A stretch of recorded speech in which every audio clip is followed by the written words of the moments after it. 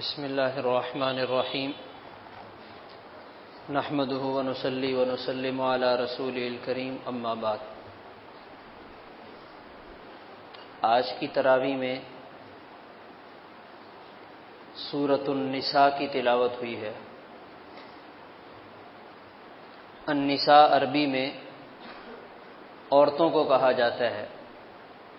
اللہ تعالیٰ نے اس سورت میں خواتین کے حقوق اور اسلامی معاشرے کا رہن سہن، اس کے بارے میں بنیادی اصول اور ضوابط بتلائے ہیں۔ اسلامی معاشرے کو قائم کرنے کے لیے سب سے پہلی بنیاد جس سے اللہ تعالیٰ نے اس سورت کا آغاز فرمایا، یا ایھا الناس اتقوا ربکم، اے لوگو اپنے رب سے ڈرو۔ اللہ کا ڈر، اللہ کا خوف، خشیت الہی، یہ ایک اسلامی معاشرے کی بنیاد ہے۔ اسے بنانے کے لیے اگر انسان کے دل میں اللہ کا خوف نہیں ہوگا تو یہ کچھ بھی کر سکتا ہے، یہ کسی بھی جگہ کسی کو نقصان پہنچا سکتا ہے۔ اس لیے اللہ کا خوف یہ ہونا بہت ضروری ہے۔ میاں بیوی گھر میں رہتے ہیں، 2 بچے ہیں ان کے، تو اگر عورت کے دل میں خوف خدا ہوگا تو وہ اپنے شوہر کا خیال رکھے گی۔ اگر مرد کے دل میں خوف خدا ہوگا تو وہ اپنی بیوی کا خیال رکھے گا۔ یہ ہے تقوی، اتقوا ربکم، اپنے رب سے ڈرو۔ اور اگر دل سے خوف خدا نکل جائے تو پھر اس کے بعد انسان نقصان میں ہے، خسارے میں ہے۔ اس کے ساتھ دوسری بنیاد کیا بتلائی؟ خلقکم من نفس واحدہ، تم سب کی بنیاد ایک نفس ہے، نفس واحدہ، حضرت آدم علیہ السلام۔ تم ایک ماں باپ کی اولاد ہو، لہٰذا تمہاری ہر قسم کی آپس کی نفرت ختم ہو جانی چاہیے اور لڑائی جھگڑے میں پڑنے کی ضرورت نہیں۔ اور یہ جو رشتے ناطے بنائے گئے اور رشتہ داریاں قائم کی گئیں، فرمایا ان کے بارے میں بھی اللہ سے ڈرتے رہو۔ ہم میں سے کوئی اپنی مرضی سے کسی کا بھائی نہیں بنا، ہم میں سے کوئی اپنی مرضی سے کسی کا والد نہیں بنا، ہم میں سے کوئی اپنی مرضی سے کسی کا بیٹا نہیں بنا۔ یہ سب کیسے ہوا ہے؟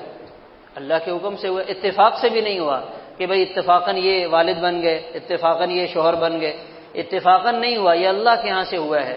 تو اللہ تعالیٰ نے جب یہ سارا نظام بنایا تو اللہ تعالیٰ فرما رہے ہیں کہ اس نظام کے بارے میں اللہ سے ڈرتے رہو۔ ان اللہ کان علیکم رقیبا، اللہ تعالیٰ تم پر نگران موجود ہیں۔ اور یہ خاندانی نظام اور یہ رشتے ناطے، یہ اسلامی معاشرے کی ایک خوبصورتی ہے۔ گوروں کے ہاں یہ رشتہ داریاں نہیں ہیں۔ ماموں کیا ہوتا ہے؟ ان سے جا کر پوچھو ماموں کیا ہوتا ہے؟ بھانجا عیدی اپنے ماموں سے عیدی کیسے لیتا ہے؟ وہ کہیں گے ہمارے ہاں تو ہوتا نہیں ہے۔ چچا سے ملاقات کے لیے جانا ہے، نانی کے گھر جانا ہے کہ آج چھٹی کا دن ہے، نانی کے گھر جائیں گے، وہ کہیں گے ہمارے ہاں تو کوئی نانی کا گھر نہیں ہوتا، سب اپنا اپنا کماتے ہیں اور اپنا اپنا کھاتے ہیں۔ تو اللہ تعالیٰ نے ہمیں یہ اتنی بڑی نعمت دی ہے کہ جس کا ہم جتنا شکر ادا کریں کم ہے، اور اس کی قدردانی کریں۔ اب تو چونکہ پیسے کا اور مادیت کا غلبہ ہے تو اس لیے رشتہ داری بھی وہی ہے جو پیسے کے ساتھ ہے۔ خالی جیب تو بھائی کو بھی کوئی نہیں پوچھتا ہے کہ یہ میرا بھائی ہے، اور اس کا کسی کے سامنے آدمی تذکرہ بھی نہیں کرتا ہے کہ لوگ کہیں گے اچھا یہ تیرا بھائی ہے، تو لوگ اس سے بھی گھبراتے ہیں۔ تو یاد رکھنا چاہیے یہ رشتے ناطے اللہ تعالیٰ نے بنائے ہیں، اور اس میں آدمی کو اپنی مرضی سے کسی قسم کی کوئی ترمیم کرنے کی اجازت نہیں ہے، اپنی طرف سے قطع رحمی کرنے کی اجازت نہیں ہے۔ ہاں اگر کوئی رشتہ دار تنگ کر رہا ہے، کوئی پریشان کر رہا ہے تو آدمی اس کے شر سے بچنے کی کوشش کرے، مگر خود سے کسی کے ساتھ زیادتی نہ کرے، کسی کا حق نہ دبائے، کسی کے ساتھ نا انصافی نہ کرے۔ اگر آپ کا بڑا بھائی آپ کے ساتھ غلط کر رہا ہے تو آپ کوشش کریں کہ اس کے شر سے اپنے آپ کو بچائیں۔ اس کے شر کے بدلے میں آپ ڈبل شر کرنا شروع کر دیں تو آپ نقصان میں ہیں۔ آپ اس کے غلط رویے میں اس سے ڈبل غلط رویہ اپناتے ہیں تو اس کو اس کی غلطی کا جواب دینا پڑے گا، اور آپ نے جو کیا عند اللہ آپ کی بھی اس کے بارے میں پوچھ ہوگی۔ تو آدمی ان کے شر سے ضرور بچے، اس لیے کہ ہر طرح کے لوگ ہوتے ہیں معاشرے میں، خاندان میں، رشتہ داروں میں، ایک دوسرے کو نقصان بھی پہنچاتے ہیں، تو پھر آدمی ایسے لوگوں سے محتاط رہے۔ آنے جانے میں بھی، ملنے ملانے میں بھی، بات چیت کرنے میں بھی۔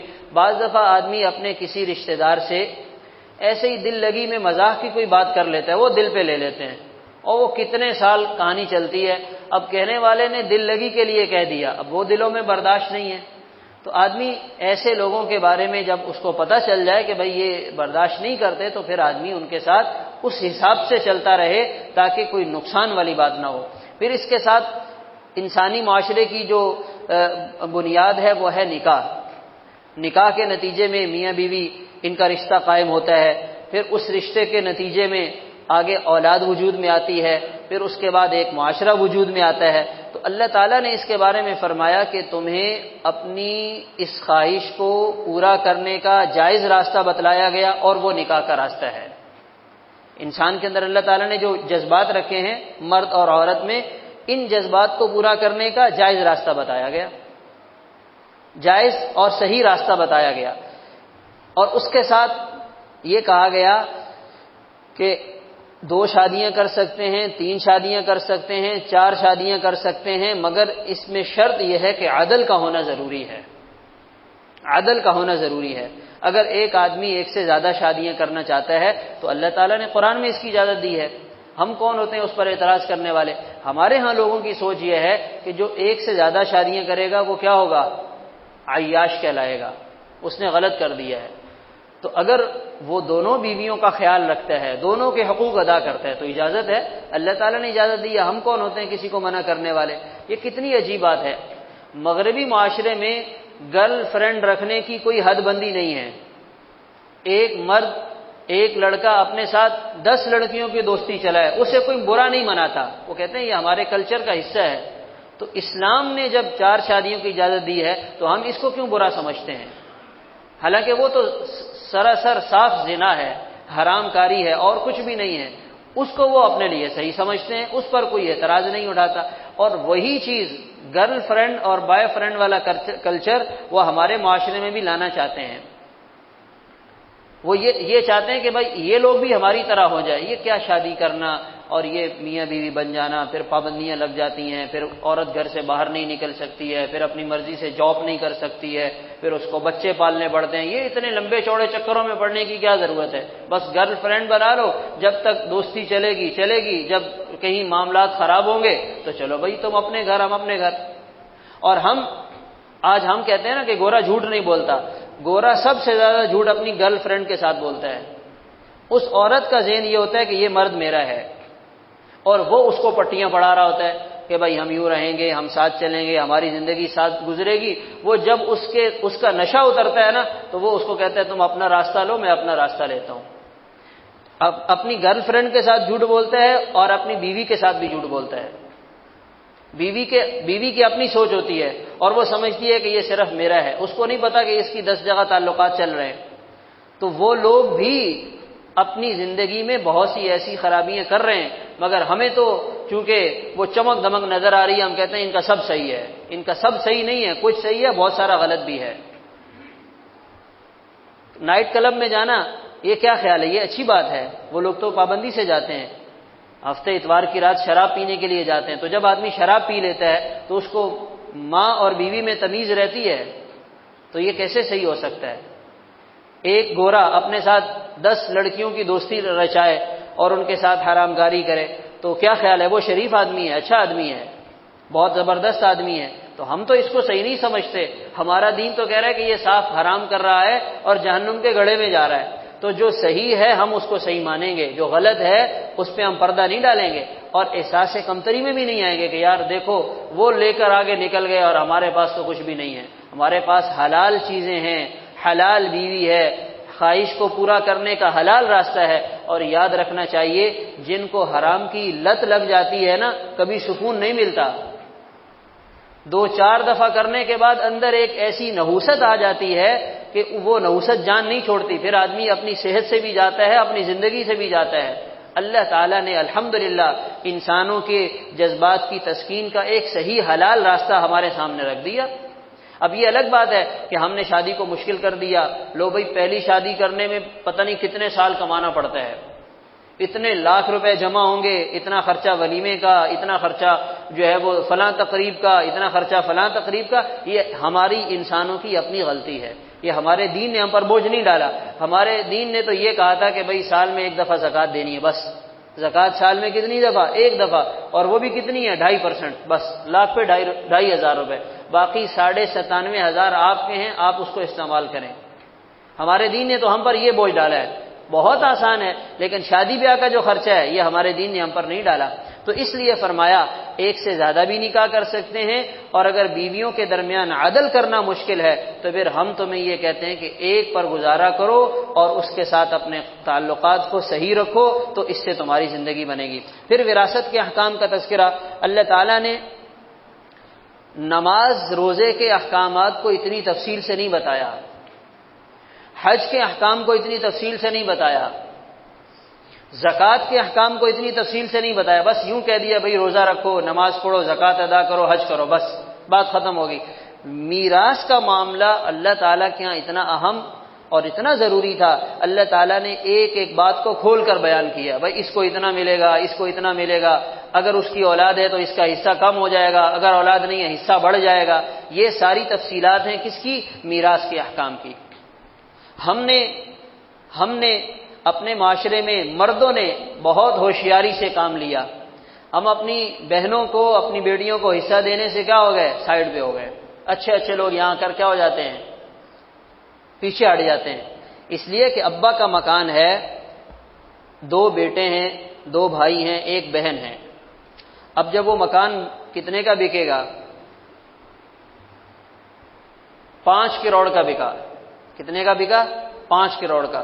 اب اس میں جو شریعت کا حکم ہے 2 کروڑ ایک بھائی کے، 2 کروڑ ایک بھائی کے اور 1 کروڑ بہن کا۔ اب 1 کروڑ روپیہ بہن کو جا رہا ہے، فری کھاتے میں جا رہا ہے۔ بھائی ہم تو بھائی ہیں اور ہم تو دیکھیں کاروبار بھی ہم نے سنبھالا ہے، ہمارے بیوی بچے بھی ہیں، ہم تو روڈ پر آ جائیں گے، یہ بنگلہ بیچنا پڑے گا، پھر ہمیں پتہ نہیں ایسا مکان ملے گا نہیں ملے گا۔ 10 باتیں ہم مرد اس معاملے میں اپنے لیے نکال لیتے ہیں۔ یاد رکھنا چاہیے یہ سراسر جاتی ہے، یہ سراسر غلط ہے۔ جو عورت کا حق شریعت نے مقرر کیا ہے اس میں ڈنڈی نہیں مارنی چاہیے۔ بڑے بڑے اچھے لوگ، حاجی، پرہیزگاری، صف اول کے نمازی، داڑھی والے، وہ یہاں کر کیا ہو جاتے ہیں؟ اپنے دین کے احکامات کو نظر انداز کر دیتے ہیں اور 10 تعویلیں پیش کرتے ہیں۔ اب بہنیں شرما شرمی میں اپنے بھائیوں سے مانگتی بھی نہیں ہے کہ کل کو بھائی کے دروازے پہ کس منہ سے جائیں گی۔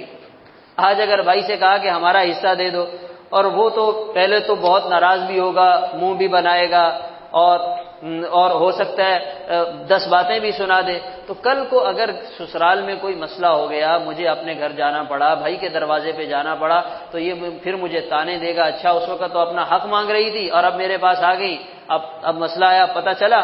تو یہ عورتیں اس وجہ سے وہ بیچاری اپنا حق نہیں مانگتی۔ ہم مردوں کو اس معاملے میں خیال کرنا چاہیے۔ جب کسی کا انتقال ہو جائے سب سے پہلا کام کیا ہے؟ اس کی جائیداد کو تقسیم کرو۔ لو بھائی ابھی کیا ضرورت ہے، ابھی تو ہم آئے ہیں، ابھی تو قبر کی مٹی بھی نہیں سوکھی ہے اور لوگ کیا کہیں گے اور خاندان والے باتیں بنائیں گے۔ ٹائم پہ یہ کام ہو جائے نا تو یہ سب سے بہتر ہے۔ اللہ تعالیٰ فرماتے ہیں تمہارے جذبات، تمہاری ضروریات، تمہاری نفسیات کو ہم تم سے زیادہ جانتے ہیں۔ ہم تمہیں کہہ رہے ہیں کہ فریضۃ من اللہ، یہ اللہ کی طرف سے مقرر کیا گیا فرض اور حصہ ہے۔ اللہ تعالیٰ علیم بھی ہیں، اللہ تعالیٰ حکیم بھی ہیں۔ اب جن خاندانوں میں میراث صحیح طریقے سے تقسیم نہیں ہوتی، بہنوں کو حصہ نہیں دیا جاتا، تو ان خاندانوں میں وہ جو زیادتی کرنے والے بھائی ہوتے ہیں ان کی کبھی پوری نہیں پڑتی ہے۔ وہ سب اپنے نام کر لیتے ہیں لیکن پریشان رہتے ہیں، اور بھانجے اور ماموں میں ناراضگی بھی چلتی ہے، لڑائیاں بھی آ جاتی ہیں، دوریاں بھی پیدا ہو جاتی ہیں اور رشتہ داریاں بھی خراب ہوتی ہیں۔ تو اس لیے ہم مردوں کو اس معاملے میں تھوڑی ہمت سے کام لینا چاہیے۔ بظاہر نظر آئے گا اتنے لاکھ روپے جا رہے ہیں، 1 کروڑ روپیہ جا رہا ہے، تو بھئی آپ کے پاس آ بھی تو رہا ہے، آپ کو اپنا حق مل بھی تو رہا ہے۔ ابھی ایک واقعہ سامنے آیا، یہاں ملیر کی طرف ایک مکان تھا، 6-7 بہنیں تھیں، ان کا ایک بھائی تھا، بھائی باہر ہے، تو وہ کیس چلا اور عدالت نے فیصلہ کیا کہ بھائی کو حصہ مل جائے گا اور جو بہنوں کا حصہ وہ ملے گا، اور اس کی قیمت تقریباً 7 کروڑ روپے لگی، اس مکان کی ویلیو۔ بعد میں جب بیچنے کا وقت آیا تو اس کی ویلیو بڑھ گئی اور 11 کروڑ روپے تک اس کی قیمت چلی گئی۔ تو جو عدالت کا جب فیصلہ آیا تھا تو حصے بھی کم تھے، اس کی قیمت بھی کم تھی۔ اب بہنوں نے کیا کیا، دوبارہ عدالت میں جا کر ان کو بتایا کہ اس وقت اس کی قیمت کم لگی تھی، اب اس کی قیمت زیادہ ہو گئی ہے، 11 کروڑ چلی گئی، اور بھائی کا اس میں اتنا حصہ بڑھ گیا، ہم یہ حصہ لے کر آئی ہیں، یہ بھائی کے حصے میں اپنے پاس یہ بھی جمع کر لے۔ یعنی بہنوں کے دل میں تو احساس ہوتا ہے کہ بھائی کا اگر حصہ زیادہ بن رہا ہے تو ہمارے پاس نہ رہے، وہ بھائی کے پاس چلا جائے، لیکن یہ بھائی ماشاءاللہ ایسے وفادار اور ایسے مخلص ہوتے ہیں، کہتے ہیں کہ جو ادھر جا رہا ہے نا وہ بھی ادھر آ جائے۔ تو ایسا نہیں ہونا چاہیے۔ عورت تو پھر بھی نرم دل ہوتی ہے، اس نے کبھی زیادتی نہیں کی ہے، ہم نے کبھی نہیں سنا کہ بہنیں بھائیوں کا حصہ کھا گئی ہیں، اور یہ بھی ہم نے کبھی نہیں سنا اتفاق سے کہ بہنوں نے بھائیوں سے ان کا حصہ معاف کروا لیا۔ یہ تو ہر گھر کی کہانی ہے نا کہ بہنوں نے معاف کر دیا، لیکن یہ کہیں بھی سننے میں نہیں آتا کہ بھائیوں نے کہہ دیا ہو کہ ہمیں کچھ نہیں چاہیے، سارا بہنیں لے کر جائیں، یہ نہیں ہوتا۔ تو یہ عجیب بات ہے بھائی، یہ عجیب بات ہے کہ ان کو ان کی ضروریات نہیں ہے، یا ان کو پیسے سے محبت نہیں ہے، یا ان کو پیسے سے ان کی کوئی دلچسپی نہیں ہے، یہ کیسے ہو سکتا ہے؟ تو اللہ تعالیٰ نے جس تفصیل سے یہ احکام بتائے ہیں، ان احکامات کو سامنے رکھتے ہوئے ہمیں اپنی بہنوں کو اپنے والد کی میراث میں سے بر وقت حق ادا کرنا چاہیے۔ یہ نہ ہو کہ جب جنازہ نکل جائے اور بڈھے ہو جائے، ان کی اولاد بھی جوان ہو جائے، پھر جا کر کہیں کہ وہ ہو ہمیں تو پتہ ہی نہیں تھا کہ آپ کا حصہ دینا تھا، 50 سال 60 سال مکان کا کرایہ خوب کھایا، اور اس کے بعد بہنوں سے کہا کہ ہمیں معاف کر دینا۔ تو وہ تو پھر یہ تو کیسی معافی ہوگی، یہ کتنی بڑی زیادتی ہوگی۔ تو اس لیے ایسا نہ کیا جائے۔ پھر اس کے ساتھ اللہ تعالیٰ نے انسانی اور مسلمانوں کے معاشرے کو چلانے کے لیے میاں بیوی کو ایک دوسرے کا خیال رکھنے کا حکم دیا، اور یہ اصول اور ضابطہ طے کیا، گھر کا سربراہ مرد ہے، الرجال قوامون علی النساء، مردوں کو اللہ تعالیٰ نے گھر میں عورتوں پر حاکم بنایا ہے۔ گھر میں کس کی چلے گی؟ مرد کی چلے گی۔ فیصلہ کس کے پاس ہوگا؟ مرد کے پاس ہوگا۔ اس کی بنیادی وجہ کیا ہے؟ اس کی بنیادی وجہ یہ ہے، ایک تو یہ ہے کہ اللہ تعالیٰ نے مردوں کو ذہنی طور پر، نفسیاتی طور پر مضبوط اعصاب دیے ہیں۔ جو قوت فیصلہ اور جو برداشت کرنے کی طاقت اللہ تعالیٰ نے مرد کو دی ہے، باہر کے معاشرے کو فیس کرنا، لوگوں کے ساتھ بات چیت کرنا، معاملات کو حل کرنا، یہ جو طاقت اللہ تعالیٰ نے مرد کو دی ہے، عورت کے پاس یہ نہیں ہے۔ عورت کے پاس یہ نہیں ہے۔ عورت بہت اس معاملے میں مرد کے مقابلے میں کمزور ہے، اور وہ جذبات میں آ کے نرم پڑ جاتی ہے، اور جب وہ نرم پڑتی ہے تو پھر مرد اس کی نرمی کا ناجائز فائدہ اٹھاتا ہے، جس کا اس کے ساتھ کوئی تعلق نہیں ہوتا، کوئی رشتہ داری نہیں ہوتی، وہ اس نسوانی جذبے سے غلط فائدہ اٹھاتے ہوئے اس کو غلط استعمال کرتا ہے۔ تو مرد کو اللہ تعالیٰ نے حاکم بنایا۔ ایک وجہ یہ ہے کہ یہ جسمانی لحاظ سے مضبوط ہے، اور دوسری وجہ یہ ہے کہ یہ گھر کا جتنا خرچہ ہوتا ہے یہ مرد اپنی جیب سے ادا کرتا ہے۔ اس کا کیا مطلب بنا؟ اس کا مطلب یہ بنا کہ نوکری کرنا، پیسہ کمانا، جاب کرنا، یہ کس کا کام ہے؟ مرد کا کام ہے۔ جہاں اس نظام میں لوگوں نے مداخلت کی، نقصان اٹھایا۔ کیا نقصان اٹھایا؟ جب تک عورت کما رہی ہے، شوہر کے ساتھ گزارا ہو رہا ہے، تو گاڑی چلتی رہے گی، اور جہاں آفس میں کسی اور جگہ تعلقات قائم ہو گئے تو اپنے پہلے والے شوہر کو کہا کہ صاحب آپ تو ہمیں سمجھ میں نہیں آ رہے، اب ہم آپ سے اجازت چاہتے ہیں، اس سے اپنی خلا کورٹ چلی گئی، طلاق لے لی، علیحدگی لے لی، اور نئی جگہ نکاح کر لیا۔ یا اور کتنی خرابیاں آ جاتی ہیں، جب عورت کمائے گی اور مرد نہیں کمائے گا، یا اس کی آمدنی عورت کی آمدنی سے کم ہوگی، تو پھر وہ ہمیشہ عورت کے دباؤ میں رہے گا۔ اور گھر کا جتنا بھی کام ہے، ہمیں یاد رکھنا چاہیے، گھر بنتا ہے بیوی کے ذریعے۔